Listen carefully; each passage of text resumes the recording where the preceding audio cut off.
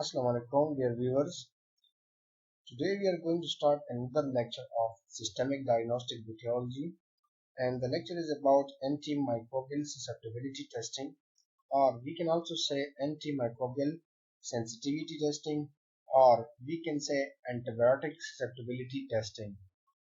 So these are few alternative words for antimicrobial susceptibility testing that can be used interchangeably. So let's begin with the lecture.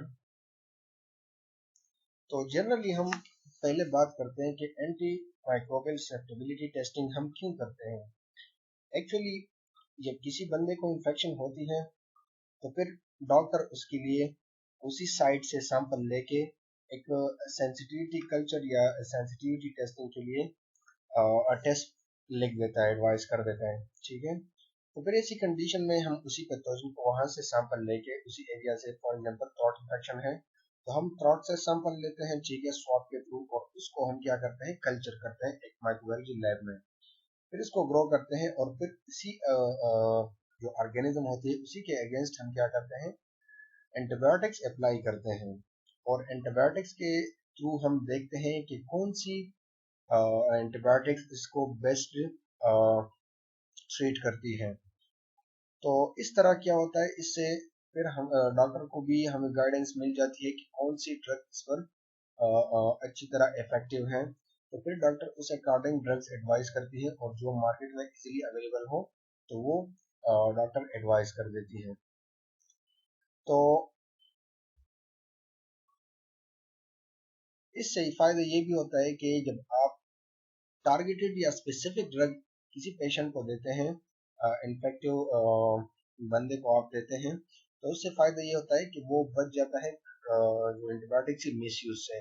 अगर हम randomly blindly उसको कुछ drugs they कि यार आपको throat infection है और आप ये लें, और वो इससे ठीक नहीं होता, तो ये आपने मिस यूज किए। एक तो आपने इनके पेशेंट के पैसे ज़ाया कर दिए, और दूसरा आपने ड्रग्स का मिस यूज किया। तो इस वजह से जो एंटी माइक्रोबियल ससेप्टिबिलिटी टेस्टिंग है उसका फायदा ये ही हमारे पास के जो ड्रग की मिस यूज है वो भी हमारे पास बच जाती है, और इसके अलावा पेशेंट का भी खर्चा नहीं होता, और टारगेटेड एंटीबायोटिक्स लेके वो ठीक हो जाता है। सो antimicrobial resistance, most of the antimicrobial resistance which is now making it difficult to treat some infectious diseases due to the extensive use and misuse of antimicrobial drugs which have favored the emergence and survival of resistant strains of microorganisms। तो आजकल जो हमारे पास resistance आ रही है microbes में, तो उसकी जो मोस्ट कॉमन रीजन है वो हमारे पास क्या है कि हम एंटीबायोटिक्स का मिस यूज करते हैं। और वही मिस यूज जब हम मिस यूज करते हैं तो वही जो हमारे पास टाइप होती है माइक्रो ऑर्गेनिज्म की वो स्प्रेड होती जाती है, और इस तरह फिर वही ऑर्गेनिज्म या वही माइक्रोब फैलता जाता है, और रेजिस्टेंट स्ट्रेन उसकी हमारे पास कॉमन हो जाती है। तो इस वजह से फिर हमने या तो मोर स्ट्रॉन्गर डोज की तरफ जाना होता है, या इसके अलावा हम ड्रग चेंज करते हैं, और इसके अलावा हमने फिर महंगे महंगे ड्रग्स लेने होते हैं, और इस तरह जो ऑर्गेनिज्म होता है उसको ट्रीट करना डिफिकल्ट हो जाता है। तो ये हमारे पास इसकी कॉमन रीजन है। इसके अलावा drug resistant strain are common among staphylococci, जो हमारे पास स्टिफाइलोकोकाई है उसमें हमारे पास ड्रग रेजिस्टेंट स्ट्रेन कॉमन है, गोनोकोकाई है, मेनिंजोकोकाई है, निमोकोकाई और एंटेरोकोकाई। और इसके अलावा gram negative bacteria, for example salmonella, shigella, klebsiella, pseudomonas and mycobacterium tuberculosis. तो ये हमारे पास कॉमन फैमिलीज हैं जिनमें हमारे पास रेजिस्टेंस स्ट्रेंड्स कॉमन है। तो इनको फिर ट्रीट करना थोड़ा डिफिकल्ट हो जाता है जब आपके पास रेजिस्टेंस स्ट्रेंड ज्यादा हो। नेक्स्ट हमारे पास है, अच्छा, bacterial become resistant to antimicrobial agents by a number of mechanisms, the commonest being, तो हमारे पास सर्टेन मैकेनिज्म है बैक्टीरिया के, बैक्टीरियल रेजिस्टेंस के। तो ये हमारे पास मैकेनिज्म है जिसके थ्रू बैक्टीरिया अपने अंदर रेजिस्टेंस प्रोड्यूस करती है। और वो कौन से मैकेनिज्म है? तो फर्स्ट हमारे पास जो है production of enzyme which inactivate और मॉडिफाई एंटीबायोटिक्स। तो बैक्टीरिया क्या करती है? एंटीबायोटिक्स जिसको हम लेते हैं तो बैक्टीरिया खुद को अडॉप्ट करके कुछ अपनी अंदर चेंजेस लेके तो वो क्या करता है, कुछ एंजाइम्स प्रोडक्शन करता है, और वो एंजाइम क्या करते हैं, उसी एंटीबायोटिक एजेंट को, एंटीबायोटिक मॉलिक्यूल को क्या करता है, इनएक्टिवेट करता है, न्यूट्रलाइज करता है या उसको मॉडिफाई करता है ताकि वो बैक्टीरिया को किल ना करें। तो इस तरह वो खुद को बचाता है बैक्टीरिया से, सॉरी एंटीबायोटिक से। तो दूसरी हमारे पास मैकेनिज्म है changes in the bacterial cell membrane preventing the uptake of antimicrobial agent. तो इसके अलावा क्या करता है, बैक्टीरिया सेल मेम्ब्रेन में चेंजेस कर देता है जहां पर एंटीबायोटिक ने अटैक करनी होती है, अटैच होना होता है, या जहां से एब्जॉर्ब होना होता है चैनल्स के थ्रू। तो उसको हमारे पास बैक्टीरिया क्या करता है, चेंजेस उसमें कर देता है। या इसके अलावा preventing the uptake of antimicrobial, या इसके अलावा वो जगह ब्लॉक कर देता है जहां से एंटीबायोटिक ने सेल मेम्ब्रेन के थ्रू एंटर होना होता है। फिर इसके अलावा हमारे पास जो तीसरा मैकेनिज्म है modification of the target so that it no longer interact with the anti microbial, या उसी जगह को मॉडिफाई कर देता है जहां पर हमारे पास जो एंटी बायोटिक है उसने अटैच होना होता है। तो वहां पर मॉडिफाई करके फिर वो ड्रग बैक्टीरिया के साथ इंटरेक्ट नहीं कर पाती, और इसी तरह हमारे पास जो हमारी ड्रग होती है वो इनइफेक्टिव हो जाती है। तो फिर हमें ऐसी कंडीशन में दूसरे टारगेट्स को ढूंढना होता है, दूसरी जगह को टारगेट करना होता है ताकि हम बैक्टीरिया को किल कर सके। फिर जो फोर्थ हमारे पास मैकेनिज्म है development of metabolic pathway by bacteria which enables the site of antimicrobial action to be bypassed. या इसके अलावा कुछ ऐसी पाथवेज बैक्टीरिया डेवलप कर देता है जो हमारे पास एंटीमाइक्रोबियल एजेंट है, वो तो एंटीबायोटिक की हमारे पास जो एक्शन होती है वो वहां परफॉर्म नहीं होती। इसके अलावा कुछ एग्जांपल्स हैं बैक्टीरियल रेजिस्टेंस के। Production of beta lactamase enzyme that produce the beta lactam ring of penicillin and cephalosporin.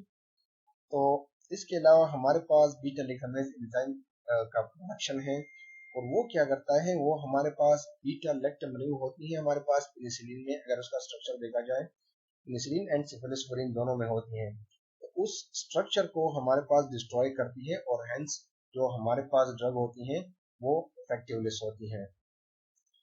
तो ये हमारे पास जो रेजिस्टेंस है ये कॉमनेस्ट फॉर्म ऑफ रेजिस्टेंस है। Production of acetylating, adenylating and phosphorylating enzymes that inactivate antimicrobials such as aminoglycosides and chloromphenicols। तो एसिटाइलेटिंग agents या एडिनाइलेटिंग या फॉस्फोरिलेटिंग एंजाइम्स हमारे पास क्या करती हैं, वो माइनोग्लाइकोसाइड्स और क्लोरोफेनिकोल को इनएक्टिवेट करती हैं। अगर बैक्टीरिया ये प्रोड्यूस करती हैं तो वो हमारे पास इनइफेक्टिव होती हैं। Altering the permeability of the outer membrane of the bacterial cell wall as occur in resistant to tetracycline। तो अगर हम मेम्ब्रेन चेंजेस की बात करें जो हमने डिस्कस किया पहले, तो फिर क्या बैक्टीरिया क्या करते हैं, अपनी सेल वॉल की सेल मेम्ब्रेन की क्या करती है, परमेबिलिटी में चेंजेस प्रोड्यूस करती हैं। तो उससे क्या होता है कि हमारे पास जो टेट्रासाइक्लिन है उसकी हमारे पास एब्जॉर्प्शन नहीं होती। This is common form of resistance in pseudomonas aeruginosa, और ये हमारे पास क्या है, कॉमन है सुडोमोनास अरिजिनोसा में।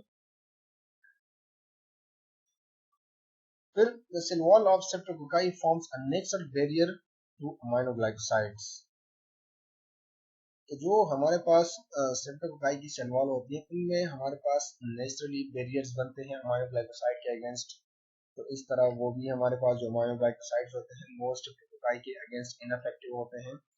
Production of metabolic pathway that bypass the site of antimicrobial action in resistance to sulfonamides and trimethoprim। तो जो हमारे पास सल्फोनामाइड्स और ट्राइमेथोप्रिन की रेजिस्टेंस की अगर हम बात करें तो वो क्या करते हैं, उसके अगेंस्ट हमारे पास बैक्टीरिया मेटाबॉलिक पाथवे डेवलप करती है जो कि ड्रग को, एंटीमाइक्रोबियल एक्शन को बाईपास करती है, hence the drug become ineffective in the treatment and control of the infectious disease, especially when caused by pathogens that are of often drug resistant, we can say susceptible. Susceptibility testing is used to select effective antimicrobial drugs. तो जब हमारे पास वही बात है कि हमारे पास कोई infection होती है तो उसके लिए हम क्या करते हैं, ससेप्टिबिलिटी या सेंसिटिविटी टेस्टिंग करते हैं, और उससे हमें पता चल जाता है कि कौन सी एंटीमाइक्रोबियल एजेंट हमारे पास इफेक्टिव हैं जिसको हम यूज कर सकते हैं इन्फेक्शन ट्रीट करने के लिए. सो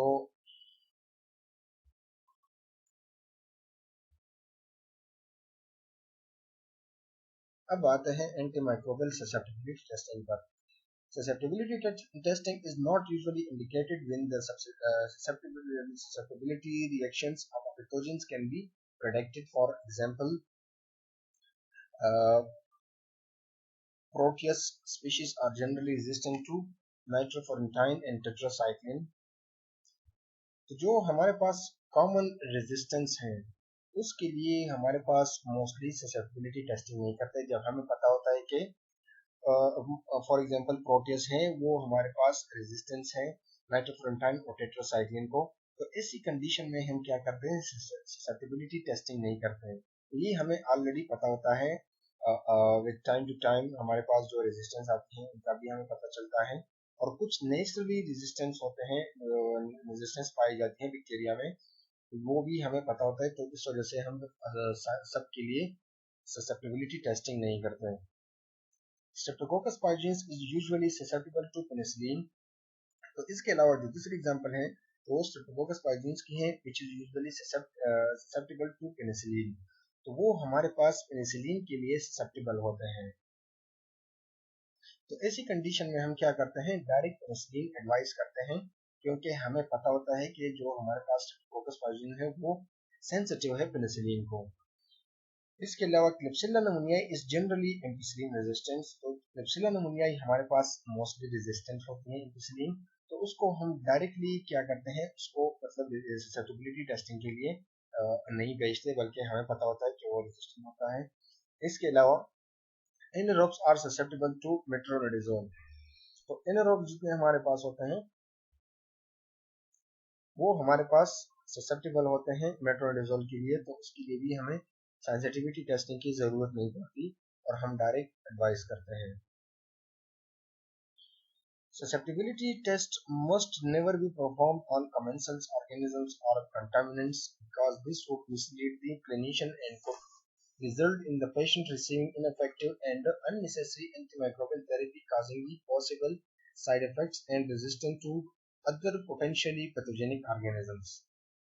तो जो हमारे पास commensals होते हैं, ठीक है, जो हमारी बॉडी में हमारी नॉर्मल फ्लोरा होती है, जब वो हमारे पास या इसके अलावा कोई और कंटामिनेट्स होते हैं तो उनको उनके अगेंस्ट हमने ससेप्टिबिलिटी टेस्टिंग नहीं करनी होती, क्योंकि अगर हम उन पे करते हैं और उनको हम रिपोर्ट भेजते हैं डॉक्टर को, तो ये इससे डॉक्टर मिसलीड होता है. ठीक है, डॉक्टर को हम फिर मिस गाइड कर रहे हैं. तो वो डॉक्टर क्या करेगा, वो हमारे पास इनमें से कोई एंटीबायोटिक्स वो पेशेंट को देगा, और पेशेंट को वो एंटीबायोटिक आप फजूल में दे रहे हैं क्योंकि वो आप कंटामिनेशन या आपका नाम फ्लोरा उसमें सैंपल में से आया था, तो उस वजह से आप कोई एक्स्ट्रा एंटीबायोटिक्स दे रहे हैं, तो उसके कुछ साइड इफेक्ट्स हो सकते हैं. और इसके अलावा ये क्या कर सकती है, रेजिस्टेंस डेवलप करने में कंट्रीब्यूशन कर सकती है, क्योंकि हम मिस यूज कर रहे हैं अगर हम ऐसी कंडीशन में एंटीबायोटिक यूज कर रहे हैं. तो इसको हम परफॉर्म किस तरह करते हैं, इसको भी थोड़ा डिस्कस करते हैं. इसके हम आगे पढ़ेंगे कि इसके डिफरेंट टाइप्स हैं एंटीमाइक्रोबियल ससेप्टिबिलिटी टेस्टिंग के, तो इसको हम कैटेगरी वाइज इसको हम क्लासिफाई करेंगे. लेकिन अब हम डिस्कस कर रहे हैं किर्केगॉर्ड डिस्क डिफ्यूजन मेथड. इसको हम स्पेसिफिकली फोकस करेंगे क्योंकि ये हमारे पास जो सबसे कॉमन और सबसे रिलायबल मेथड है, इसको कॉमनली यूज किया जाता है, और हम सिर्फ इसी को फोकस करेंगे और इसको डिस्कस करेंगे, और बाकी मैं आप लोगों को क्लासिफाई करके बता दूंगा कि कौन कौन से मेथड्स हैं, but we will not go in details. तो किर्केगॉर्ड डिस्क डिफ्यूजन मेथड जब हम करते हैं तो इसके लिए हमें सबसे पहले क्या करना होता है, हमारी जो प्राइमरी कल्चर होती है, ठीक है, उससे हमने कॉलोनी लेने होते हैं. इसको हम ऑलरेडी डिस्कस कर चुके हैं, बट मैं सिर्फ ये रिवाइज कर रहा हूँ ताकि आप लोगों को अच्छी तरह याद हो सके. तो जो प्राइमरी कल्चर होती है उससे हम कॉलोनीज लेते हैं और उसको हम क्या करते हैं, डाइल्यूट करते हैं कुछ हमारे पास नॉर्मल सलाइन में, और इसके अलावा फिर इससे हम कुछ जो हमारी नॉर्मल सलाइन होती है जिसमें हमने कॉलोनीज मिक्स किए होते हैं, डाइल्यूट किए होते हैं, उसको हम क्या करते हैं, अपनी जो म्यूलर हिंटन एगार होती है उस पर सब कल्चर लगाते हैं उसकी। तो उसकी जब हमारे पास कल्चर लगाने के डायरेक्ट बाद फिर हम इस पर एंटीबायोटिक्स अप्लाई करते हैं। हमारे पास एंटीबायोटिक्स के छोटे छोटे डिस्क आते हैं और वही डिस्क हमारे पास इसी के ऊपर हम अप्लाई करते हैं, और उन एंटीबायोटिक्स में हमारे पास ड्रग्स होती हैं ड्राई फॉर्म में, ठीक है। वो हमारे पास एक मेम्ब्रेन होती है, फिल्टर मेम्ब्रेन टाइप की, हमारे पास छोटे छोटे डिस्क होते हैं, उनमें हमारे पास ड्रग ड्राई फॉर्म में होती है, और जैसे ही हम इसको MHA मीडिया पे अप्लाई करते हैं म्यूलर हिंटन एगार पे, तो फिर वो डिफ्यूजन वो मीडिया में डिफ्यूज होना शुरू हो जाती है, ठीक है। इस वजह से इसको डिफ्यूजन मेथड कहते हैं, क्योंकि इसमें हमारे पास जो एंटीबायोटिक एब्जॉर्ब की होती है जो डिस्क में, वो डिफ्यूज होती है एंड डिस्क से मीडिया पर, ठीक है। तो यहाँ पर हमने क्या किया, इसको NHA पर इनोकुलेट किया, ठीक है। जो हमारी प्राइमरी कल्चर थी उससे हमने कॉलोनीज लिए, उसको डाइल्यूट करके हमने यहाँ पर इनोकुलेट कर दिए। फिर इसके बाद हमने क्या किया, कुछ एंटीबायोटिक्स ले लिए, ठीक है, जो कि हर एक एंटीबायोटिक्स पैनल हर एक फैमिली या ऑर्गेनिजम्स के अगेंस्ट पैनल होते हैं एंटीबायोटिक्स की, और वो पैनल हम चूज करते हैं, वो पैनल हमने उठा लिया और इस पर हमने एंटीबायोटिक डिस्क अप्लाई कर दिए। कॉमनली हम 6 एंटीबायोटिक्स अप्लाई करते हैं एक ही प्लेट पर, ताकि इनके बीच में हमारे पास इनफ डिस्टेंस हो, ताकि अगर जोन बने तो वो एक दूसरे को क्रॉस ना करें। तो यहाँ पर हमने अप्लाई कर दिए, फोर्सिप के साथ अप्लाई कर सकते हैं, या इसके अलावा हमारे पास डिस्पेंसर होती है इसके अपने, वो डिस्पेंसर क्या करते हैं, डायरेक्टली उसके थ्रू आप 6-7 एंटीबायोटिक्स आप अप्लाई कर सकते हैं, उसको यूज कर सकते हैं। या इसके अलावा कोई नीडल या कोई कोई भी आप नीडल मतलब दे सकते हैं और उसे आप कर सकते हैं। फिर इसको हम क्या करते हैं, आगे इंक्यूबेट करते हैं। ये ड्रग्स हमने अप्लाई कर दिए, इसको हम 37 पे रखेंगे इंक्यूबेटर में, और 24 आवर बाद हम क्या करेंगे, इसको ऑब्जर्व करेंगे। फिर 24 आवर बाद हमारे पास कुछ इस तरह रिजल्ट आएगी कि कुछ एंटीबायोटिक्स के सराउंडिंग में हमारे पास जो जोन बनी होगी, जोन ऑफ इनहिबिशन, ये जो वाइटिश जोन बने हैं ये जोन ऑफ इनहिबिशन है। ये जोन्स हमारे पास कुछ के इर्द गिर्द ज्यादा बने होंगे, कुछ के इर्द गिर्द हमारे पास कम बने होंगे। तो फिर इसको हम क्या करते हैं, मेजर करते हैं, और अकॉर्डिंग टू CLSI गाइडलाइन हम डिसाइड करते हैं कि कौन कौन सी ड्रग हमारे पास सेंसिटिव है और कौन कौन सी रेजिस्टेंस है, ठीक है। अगर आपके पास जोन बनी है, ठीक है, तो आप ये नहीं कह सकते कि ये आपके पास ये सेंसिटिव है, ठीक है। आप तब कह सकेंगे कि ये सेंसिटिव है जब आप CLSI गाइडलाइंस को देख के उससे डिसाइड करें कि आपके पास जोन की साइज कितनी है। तो CLSI के जो गाइडलाइंस है उसके हिसाब से अगर जोन हमारे पास काफी हो तो आप फिर इसको सेंसिटिव कह सकते हैं, ठीक है। अगर आपके पास जोन सेंसिटिव और रेजिस्टेंट के बीच में है तो इसके अलावा कुछ कैटेगरीज है, फिर इसको हम इंटरमीडिएट में हम क्लासिफाई करते हैं, ठीक है। तो इस तरह हम इसकी रिजल्ट इंटरप्रिटेशन करते हैं और हम इसको मेजर करते हैं, ये जो जोन होती है, और तब जाके डिसाइड करते हैं, ठीक है। तो ये हमारे पास एंटीबायोटिक है, ये इसके इर्द गिर्द जोन ऑफ इनहिबिशन है, और ये हमारे पास बैक्टीरियल ग्रोथ है, ठीक है। तो इसको हम इस तरह परफॉर्म करते हैं। तो ये हमारे पास ओवरऑल प्रोसीजर था। इसके अलावा ये हमारे पास एंटीबायोटिक डिस्क डिस्पेंसर है, जिससे हम डायरेक्टली एंटीबायोटिक, इसमें हमने एंटीबायोटिक लोड किए होते हैं, जो हमने रिक्वायर्ड एंटीबायोटिक होते हैं वो हमने इसमें लोड किए होते हैं, और उसको हम डायरेक्ट एक ही क्लिक के साथ एंटीबायोटिक्स डायरेक्ट इसको हम मीडिया पे MHA मीडिया होती है जिसको इस पर हम डायरेक्ट लगा सकते हैं। फिर इसके बाद हम जब एंटीबायोटिक्स लगाते हैं, फिर इसको हम थोड़ी डिस्टेंस के साथ, वही बात हुई कि थोड़े थोड़े डिस्टेंस के साथ लगाते हैं ताकि ये जोन एक दूसरे को ओवरलैप ना करें। या इसके अलावा ऑटो डिस्पेंसर के अलावा हम किसी और मतलब फोर्स वगैरह से भी कर सकते हैं, और ये हमारे पास जोन ऑफ इनहिबिशन यहाँ पर भी देखा जा सकता है, और इसको हम रूलर के साथ मिलीमीटर के हिसाब से मेजर करेंगे, और वही मिलीमीटर हम फिर देखेंगे कि फॉर एग्जांपल अगर हमारे पास यहाँ पर 20 मिलीमीटर जोन बनती हैं, ठीक है। और CLSI गाइडलाइन के अकॉर्डिंग हमारे पास जोन 25 है इजरत के लिए। तो ये हमारे पास इतने बड़े जोन के साथ भी हमारे पास रेजिस्टेंस हम इसको डिस्क्लोज करेंगे, ठीक है। अगर हमारे पास CLSI की गाइडलाइन के अकॉर्डिंग 20 हमारे पास जोन ऑफ इनहिबिशन या सेंसिटिविटी जोन हमारे पास 20 मिलीमीटर है और ये भी हमारे पास 20 है, तो हम इसको हम सेंसिटिव कहेंगे, ठीक है। अगर 20 से कम है फिर हम इसको रेजिस्टेंट कहेंगे, ठीक है। तो ये सारे हम CLSI गाइडलाइन के थ्रू कवर करते हैं और इसको हम इस तरह डायरेक्टली रिपोर्ट नहीं करते कि हमारे पास कौन सी ड्रग रेजिस्टेंट है, और ये सिर्फ हम जोन को डायरेक्ट नहीं देखते बल्कि इसको मेजर करते हैं। So this was all about the antimicrobial susceptibility testing and resistance and the method. In next lecture, we will cover the different types of antimicrobial resistance and different dilution methods and one another important thing, that is McFarland solution. So we will try to cover all of these in next lecture, inshallah. And thank you so much for watching.